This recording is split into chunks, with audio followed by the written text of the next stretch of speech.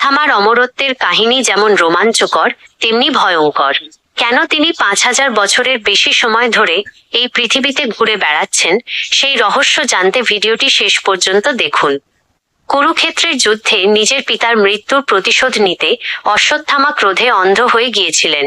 যুদ্ধের নিয়ম ভেঙে তিনি পাণ্ডব শিবিরে ঘুমন্ত অবস্থায় দ্রৌপদীর 5 পুত্রকে হত্যা করেন। ত্রিঘাতক, আজ তোর রক্ত দিয়ে আমি শান্তি আনব।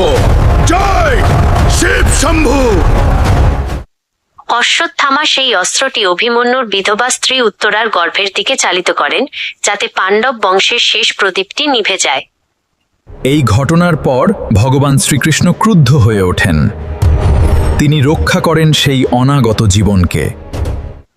অশ্বত্থামার কপালে জন্মগতভাবে একটি মণি ছিল, যা তাকে ক্ষুধা, তৃষ্ণা এবং ভয় থেকে রক্ষা করত। শ্রীকৃষ্ণ সেই মণিটি কেড়ে নেন। কৃষ্ণ তাকে অভিশাপ দেন যে তিনি কলিযুগের শেষ পর্যন্ত প্রায় 4,32,000 বছর জরাগ্রস্ত শরীরে পৃথিবীতে ঘুরে বেড়াবেন। তার শরীরের ক্ষত কখনো শুকোবে না। কুষ্ঠরোগের যন্ত্রণায় তিনি ছটফট করবেন, কিন্তু মৃত্যু তাকে স্পর্শ করবে না।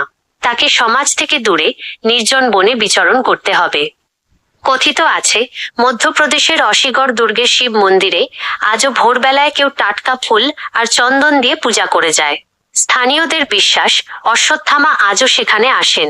কল্কি অবতারের আগমনের আগে পর্যন্ত এই যোদ্ধার মুক্তি নেই। ভিডিওটি যদি আপনাদের ভালো লেগে থাকে তবে একটি লাইক করতে ভুলবেন না।